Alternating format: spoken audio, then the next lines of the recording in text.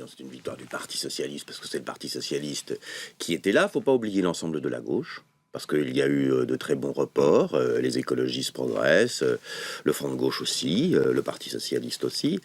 C'est une gigantesque défaite, une saignée de la part de l'UMP. Ils perdent, je crois, près de 105 conseillers généraux. On n'a jamais vu ça. Non, mais je voudrais qu'on revienne sur l'histoire de Martine Aubry, parce qu'on a l'impression quand même qu'hier soir, elle avait un ton un petit peu ironique à propos de François Hollande et du faux suspense de sa réélection. Elle a dit « j'en ai pas dormi de la nuit ».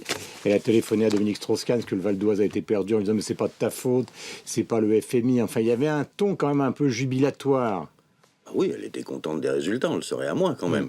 Non, mais ça, c'est normal. Mais est-ce que vous avez perçu derrière ce ton, vous êtes suffisamment fin, une manière de dire finalement c'est moi qui l'ai emporté, c'est moi qui serai candidate?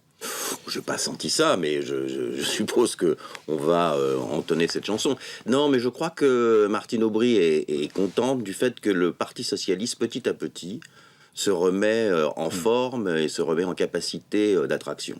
Et c'est ça qui la rend joyeuse. Est-ce que vous ne craignez pas, parce que c'est important justement d'être précis, que finalement elle anticipe les rendez-vous officiels et que le pacte de non-agression entre elle et Dominique Strauss-Kahn finalement saute et qu'elle se présente? C'est-à-dire, on va avoir François Hollande dans 2 jours, avant le 1er avril, et puis pourquoi pas elle dans les semaines qui viennent? Non, je pense pas. Je crois que... Mais sur quoi vous fondez cette certitude? Bien parce que c'est l'esprit de responsabilité qui règne dans la direction du Parti socialiste. C'est-à-dire qu'elle va attendre que le ministre Strauss-Kahn se déclare Non, on a dit qu'on derrière elle. on a dit que on en parlerait, on en parlera, on analysera les forces et les faiblesses, on analysera aussi le scrutin tel qu'il est intervenu, c'est-à-dire que beau succès de la gauche, mais en même temps abstention massive. Donc comment on fait pour dégeler cette abstention?